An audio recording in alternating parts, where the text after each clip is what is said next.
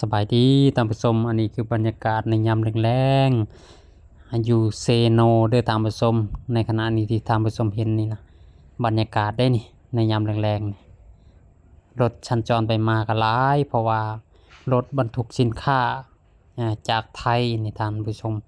อันนี้คือเซโนพอยต์ท่านผู้ชมที่เห็นอยู่ข้างๆทางนี่เด้อนี่อันนี้คือบอนปาร์ตี้ของวัยรุ่นเซโนท่านผู้ชมเข้ากับประดับประดาสวยสดงดงามได้ท่านผู้ชมนี่อันนี้ละอันนี้คือบรรยากาศนี่ถ้าว่าผู้ใดเค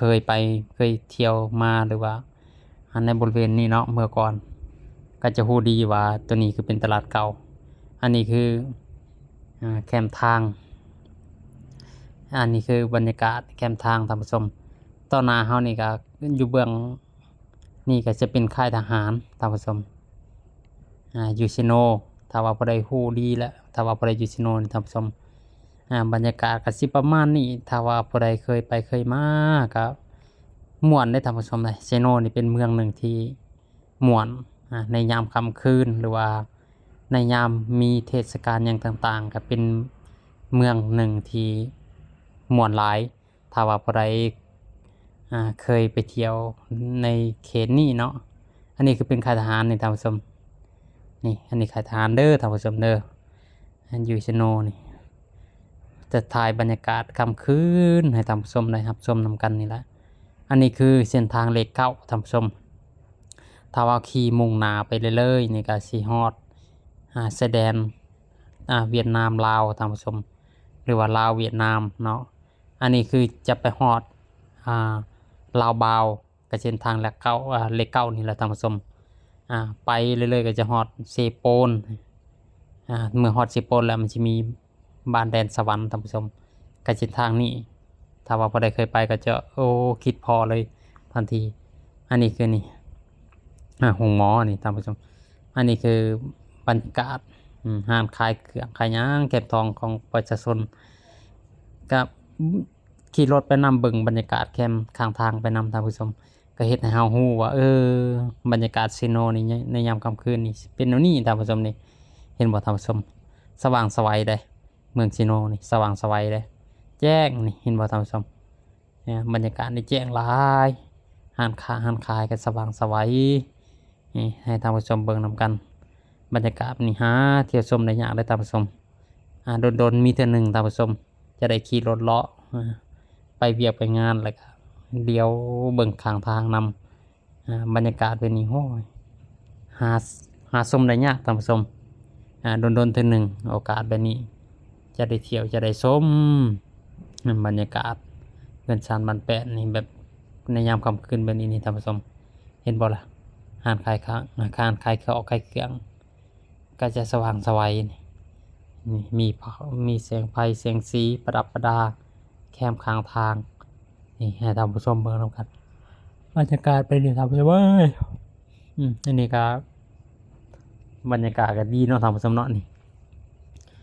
บรรยากาศสวรรค์เขตได้นี่ท่านผู้ชมหนทางเลขเก้าเด้อสวรรค์เขตเด้อถ้าว่าผู้ใดเคยมาก็จะฮู้แหละถ้าว่าเฮือนผู้ใดหรือว่าเมืองผู้ใดเนาะอยู่ตามเส้นทางเลขเก้านี่ก็จะฮู้ดีว่าบรรยากาศเป็นอะไรในยามค่ำคืนเห็นบ่ท่านผู้ชมจะถ่ายบรรยากาศแบบนี้ให้ท่านผู้ชมเบิ่งนำกันถ้าว่าอยู่ต่างประเทศเนาะยังบ่ได้เคยมาก็จะได้เบิ่งบรรยากาศในยามค่ำคืนของประเทศลาวเฮานี่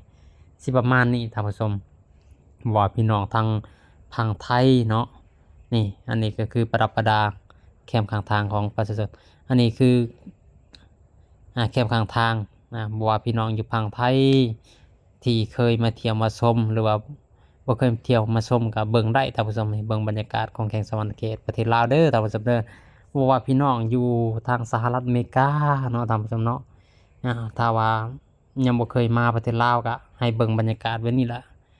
บรรยากาศนี้คือบรรยากาศในยามค่ำคืนท่านผู้ชมว่าพี่น้องทางอเมริกาเนาะว่าพี่น้องทางฝรั่งเศสที่บ่เคยมาเที่ยวลาวก็ให้ได้เบิ่งนะครับได้ชมนำกันหรือว่าพี่น้องประชาชนแต่ละเมืองแต่ละแขวงหรือว่าแต่ละประเทศเนาะประเทศต่างๆในโลกนี้ถ้าว่าได้เปิดมาเห็นคลิปประเทศลาวในยามค่ำคืนแบบนี้นะก็จะ เฮ็ดให้ประชาชนนี้คิดฮอดถึงบ้านได้ท่านผู้ชมหรือว่าเป็นลูกหลานก็คิดฮอดถึงบ้านเกิดเมืองนอนของพ่อแม่เฮาอยู่ประเทศลาวในบรรยากาศในยามกลางคืนสิประมาณนี้หั้นนะให้ได้เห็นนำกันบ่ได้เคยเห็นบ่เคยพบบ่เคยพ้อก็ให้ได้เบิ่งได้เห็นท่านผู้ชมนี่คือว่าบรรยากาศประเทศลาวเด้อให้ได้เบิ่งได้หยังนำกันได้ท่านผู้ชมให้คิดถึงบ้านกันถึง2หั้นนะ เมื่อเห็นแล้วโอ้คิดไปถึงบรรยากาศบ้านช่องเรือนนอนของเฮาว่าเป็นแนวใดแล้วนี่ก็จะได้เบิ่งแบบนี้ท่านผู้ชมบรรยากาศสายทางอะนะบรรยากาศสายทางของประเทศลาวนี้สวยสดงดงามได้ในยามกลางคืนนี่แบบท่านผู้ชมเห็นเลยแหละท่านผู้ชมถ้าว่าผู้ใดบ่เคยมาก็จะได้ไปจนเผาผจญภัยเลาะเนาะก็จะเบิ่งสบายหูสบายตาได้เห็นสิ่งใหม่ๆงามๆ บรรยากาศแบบนี้นะอันนี้คือประเทศเฮาเองเนาะบ้านเกิดเมืองนอนเฮาถ้าว่าจากบ้านไปโดนหลายผ่าหลายปีหั้นนะเมื่อเห็นคลิปนี้คือคิดฮอดได้บัดนี้คิดฮอดถึงบ้านถึงช่องได้คิดฮอดถึงญาติพี่น้องที่อยู่ทางลาวเฮานี่นะคนเฮาก็แบบนี้แหละท่านผู้ชมเอ้ยบ้านเมืองเฮานั่นน่ะเบิ่งในยามกลางคืนก็สิประมาณนี้ก็งามไปแบบหนึ่งได้ท่านผู้ชมเพราะว่ามันกลมกลืนกับธรรมชาตินะก็อันนี้แหละก็เอิ้นว่าคนเฮานี่บ่มีหยังหลายดอกมีแต่ส่ำนี้เพิ่นว่าแบบ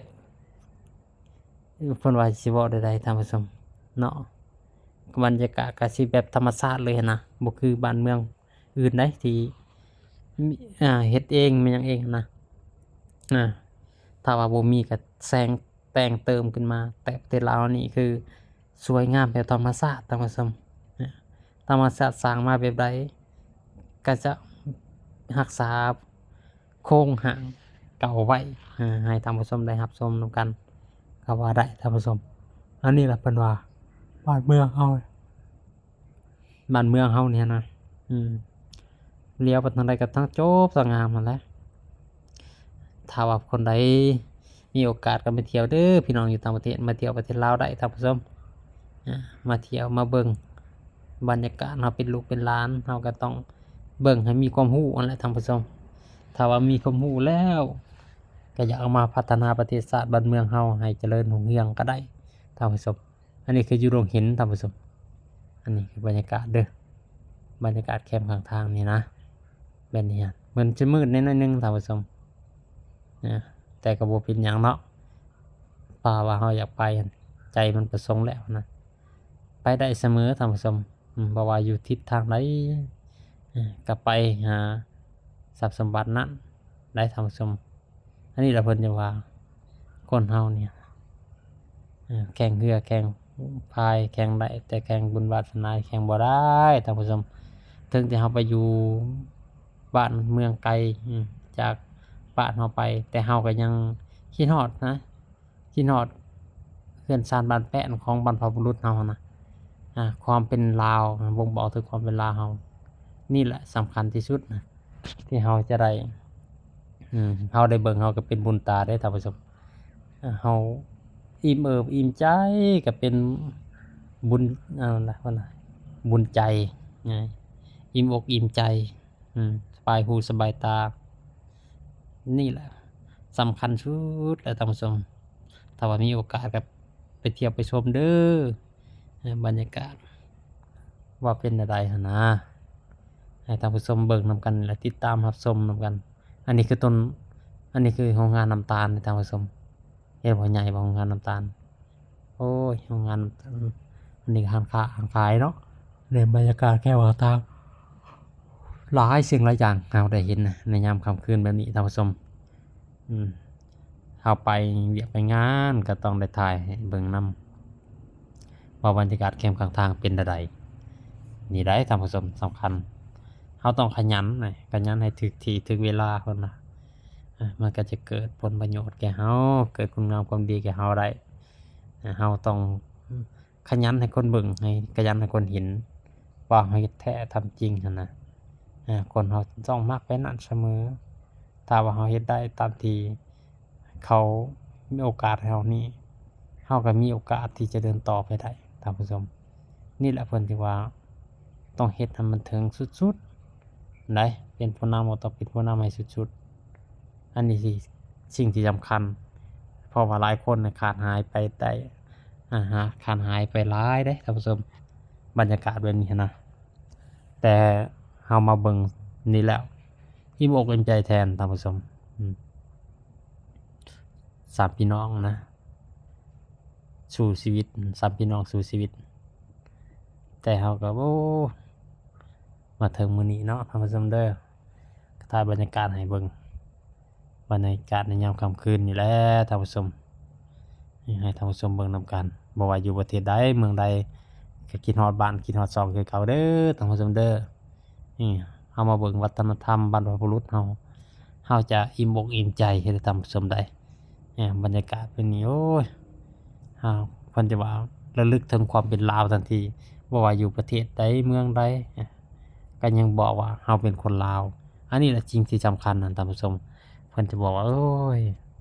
อย่าลืมเหงาของตัวเองเด้ถึงจะไปอยู่เมืองศรีวิไลส่ำใดก็ต้องให้มาปลูกต้นไม้ใบหญ้าเพื่อเป็นสิริมงคลแก่ญาติพี่น้องแก่เฮาเองและสำคัญบรรยากาศแบบนี้สมเนี่ยท่านผู้ชมเอ้ยให้ท่านผู้ชมเบิ่งนำกันนี่เบิ่งเพื่อเปิดหูเปิดตาท่านผู้ชมบรรยากาศแบบนี้นะบรรยากาศในยามค่ำคืนนี่หาชมได้ยากสุดเลยท่านผู้ชมได้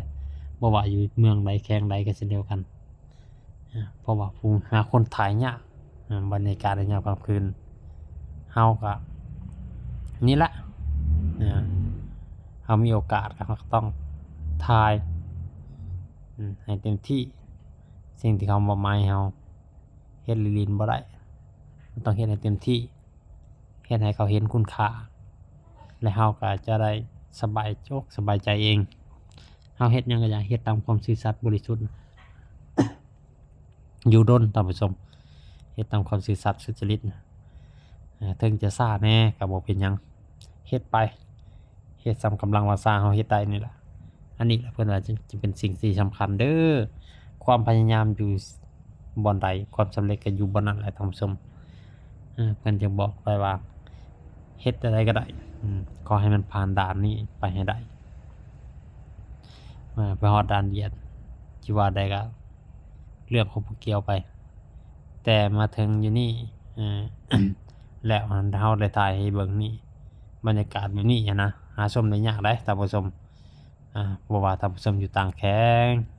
หรือว่าต่างประเทศก็เช่นเดียวกันท่านผู้ชมเอ้ยให้มาเบิ่งเด้อประเทศลาวเฮาเด้อสวยสดงามได้นี่นะข้าวปลาอาหารก็อุดมสมบูรณ์ในเวลานี้นะก็ขอให้ท่านผู้ชมให้ฮู้ให้ทั่วกันว่าอันนี้แหละ ที่เห็นมานะขอให้มีแต่อายุวันนะสุขภาพเด้อท่านผู้ชมเด้อที่ได้มาเบิ่งมาชมในคลิปนี้นะก็ขอให้มีแต่อายุวันนะสุขภาพและเจ็ดสิ่งใดก็